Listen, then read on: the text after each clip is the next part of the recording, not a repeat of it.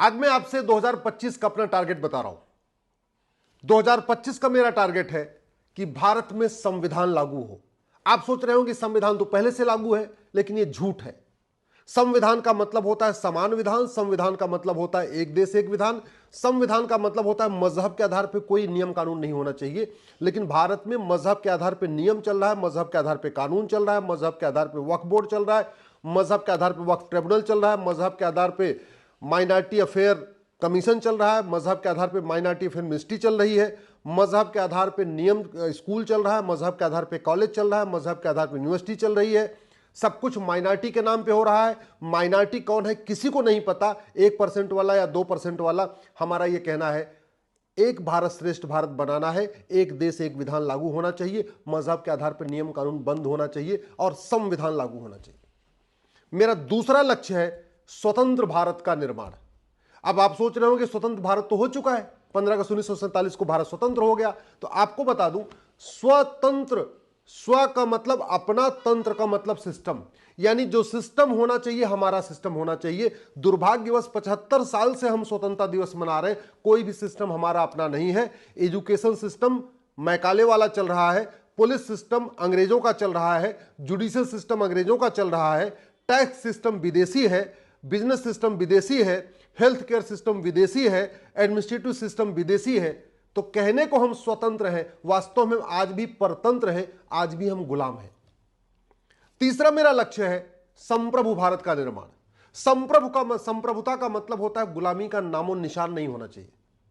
कभी एयरपोर्ट पे जाना, आप कभी जहाज में चढ़ना तो देखना जहाज के ऊपर लिखा रहता है वीटी। वीटी मतलब विक्टोरिया टेरिटरी। गुलामी के नाम चल रहे, बाबर, हुमायूं, तुगलक, गजनी, गोरी, जिन्होंने मारा, लूटा, तोड़ा, हत्या किया, बलात्कार किया, उनके नाम पे सड़क मोहल्ले गलियां चल रही है। जिन वहसी दरिंदों ने यहां पे हमारी माताओं को जौहर के लिए मजबूर किया, उनके नाम पे सड़क मोहल्ले गलियां चल रही है। जिन वहसी दरिंदों ने आके हमारे मठ मंदिरों को लूटा तोड़ा, उनको रिस्टोर करने के बजाय उनके लिए बाकायदा प्लेस ऑफ वर्शिप एक्ट बना दिया गया। संप्रभुता का मतलब यह होता है न गुलामी का नाम हो, न गुलामी का निशान हो, न गुलामी की कुरीतियां हो, न गुलामी की कुप्रथाएं हो, न गुलामी की पुलिस व्यवस्था हो, न गुलामी की शिक्षा व्यवस्था हो, न गुलामी की टैक्स व्यवस्था हो, न गुलामी की चिकित्सा व्यवस्था हो, न गुलामी की कर व्यवस्था हो, न गुलामी की व्यापार व्यवस्था हो, न गुलामी की श्रम व्यवस्था हो, न गुलामी की कृषि व्यवस्था हो। कुछ भी गुलामी का नहीं होना चाहिए, हमारा अपना भारत का होना चाहिए, हिंदुस्तान का होना चाहिए। तो पहला लक्ष्य मेरा है संविधान लागू करना, दूसरा लक्ष्य है स्वतंत्र भारत बनाना, और तीसरा मेरा लक्ष्य है संप्रभु भारत बनाना। चौथा मेरा लक्ष्य है परिवार मिलन कराना, यानी घर वापसी कराना। 2025 में मैंने बड़ा टारगेट लिया हुआ है। इसके लिए मुझे आप लोगों का तन मन धन से सहयोग चाहिए। तन मन से आप सहयोग तो करते हैं, लेकिन आप मुझे धन का भी सहयोग चाहिए। और वो क्यों चाहिए? क्योंकि काम बड़ा करना है तो ऑफिस भी बड़ा चाहिए, मैन पावर भी ज्यादा चाहिए, और भी पूरा सिस्टम बड़ा करना पड़ेगा। दिल्ली में एक बड़ा ऑफिस खोलना पड़ेगा, देश के अलग अलग शहरों में भी इस काम को बढ़ाना पड़ेगा। तो तन मन के साथ धन का भी सहयोग चाहिए। जो चौथा मेरा लक्ष्य है, एक संप्रभु भारत का निर्माण के साथ साथ एक सुरक्षित भारत का निर्माण, एक समावेशी भारत का निर्माण, एक समृद्ध भारत का निर्माण, एक स्वावलंबी भारत का निर्माण, एक संवेदनशील भारत का निर्माण। और इसके लिए 20 हमें संहिता बनानी पड़ेगी। सबसे पहले हमें इस गुलामी की शिक्षा व्यवस्था को बदल के भारत में एक समान शिक्षा व्यवस्था लागू करनी पड़ेगी। उसकी लड़ाई में कोर्ट में तो लड़ रहा हूं, लेकिन इस वर्ष मैं 125 शहरों में जाने का मैंने लक्ष्य तय किया है। 2022 में मैं 90 शहरों में गया था, 2023 में मैं 115 शहरों में गया था, 2024 में 122 शहरों में गया था, 2025 में मैंने 125 शहरों का लक्ष्य लिया है। मेरा आप लोगों से हाथ जोड़ के निवेदन है, अपने अपने शहर में, अपने जिला मुख्यालय पे, आप जहां रहते हैं वहां पे बड़ा कार्यक्रम आयोजित करिए। 1000, 1500, 2000 लोगों का कार्यक्रम आयोजित करिए। मैं आऊंगा, वहां हम चर्चा करेंगे। जो 20 सूत्री कार्यक्रम मैंने लिया है 2025 के लिए, वो आपको बताता हूं कि गुलामी की शिक्षा व्यवस्था बंद हो, one nation one education system लागू हो, one nation one education board लागू हो, सबकी किताब एक हो, मजदूर हो या मालिक, अमीर हो या गरीब, किताब सबकी एक होनी चाहिए। अपनी अपनी मातृभाषा में पढ़ें, लेकिन समान शिक्षा लागू हो। दूसरा मैंने टारगेट लिया है, ये जो गुलामी की चिकित्सा व्यवस्था है इसको बदल के भारतीय चिकित्सा व्यवस्था लागू किया जाए। तीसरा हमने लिया है कि जो गुलामी के मजहब के आधार पर पारसी एक्ट, क्रिश्चियन एक्ट, शरीयत एक्ट चल रहा है, इसको खत्म करके एक भारतीय नागरिक संहिता लागू किया जाए। चौथा मैंने लिया है कि जो भ्रष्टाचार अपराध खत्म करने के लिए 50 कानूनों का, घटिया कानूनों का मकड़जाल चल रहा है, वो बंद हो, और जैसे अमेरिका में ये फेडरल पिनल कोड चलता है, ऐसा ही एक भारतीय दंड संहिता भारत में लागू की जाए।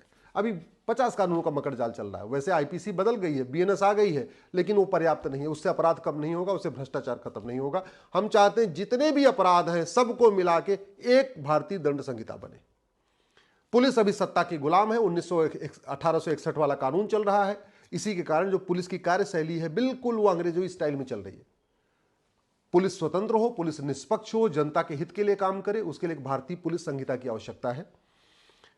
एक भारतीय न्याय संहिता की आवश्यकता है। जज भी रिस्पॉन्सिबल हो, जज भी अकाउंटेबल हो, जज भी ईमानदारी से काम करे, और भारत में जस्टिस विद इन ईयर हो। सभी मुकदमों का फैसला 1 साल में हो, चाहे वो डिस्ट्रिक्ट कोर्ट हो, चाहे हाई कोर्ट हो, चाहे सुप्रीम कोर्ट हो, मुकदमा 1 साल में होना चाहिए।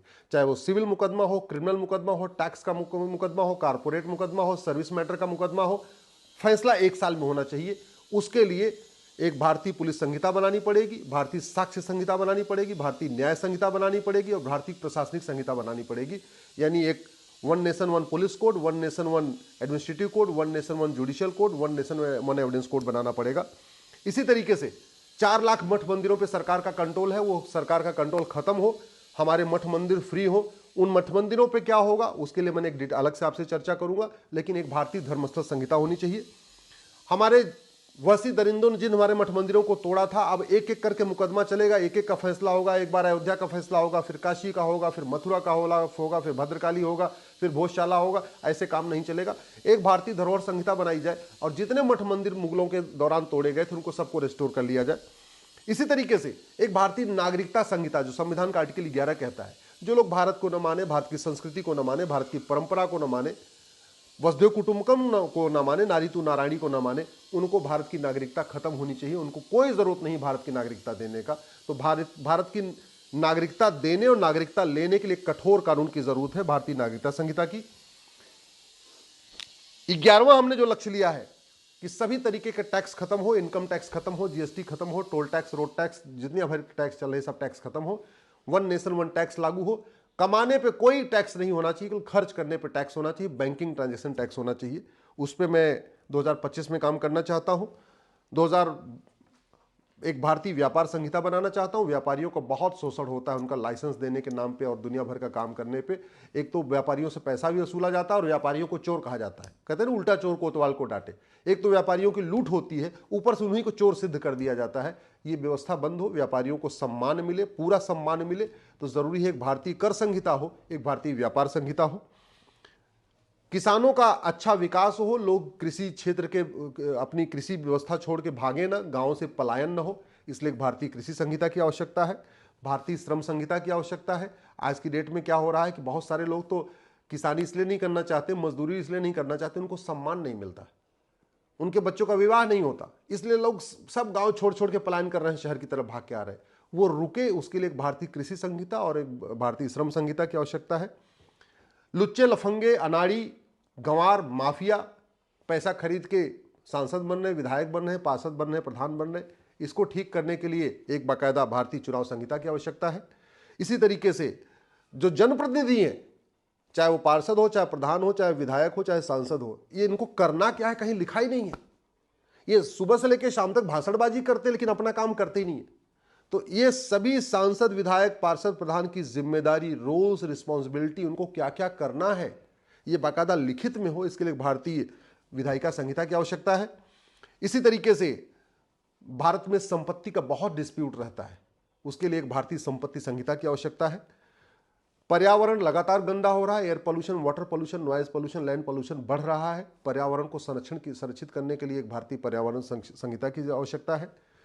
संविधान में फंडामेंटल ड्यूटी दिया हुआ है, लेकिन फंडामेंटल ड्यूटी न मानने पे कोई दंड का प्रावधान नहीं है, इसलिए एक भारतीय कर्तव्य संहिता की आवश्यकता है। और सबसे इंपॉर्टेंट, जो भारत की 50% समस्याओं का रूट काज है, वो है पॉपुलेशन एक्सप्लोजन।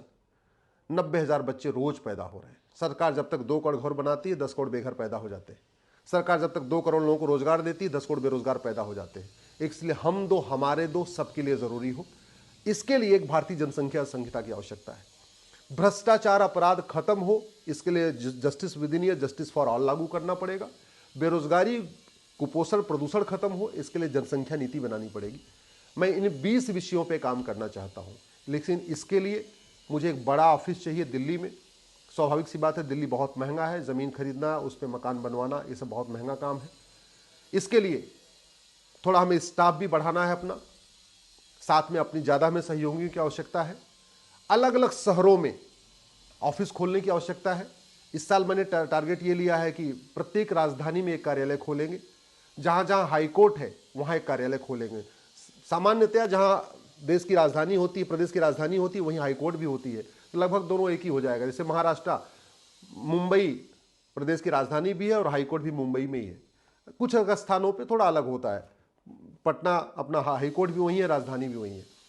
तो 2025 में मैंने ये टारगेट लिया है कि एक बड़ा ऑफिस दिल्ली में ले, प्रत्येक राजधानियों में उसके कार्यालय खुले, अलग से मैन पावर लगे, कम से कम 125 स्थानों पे बड़े कार्यक्रम हो। इसके लिए मुझे आपके तन मन धन की आवश्यकता है। आप अगर मेरी बातों से सहमत हैं, आने वाली पीढ़ियों को सुरक्षित बनाना चाहते हैं, तो हमारा सहयोग करिए।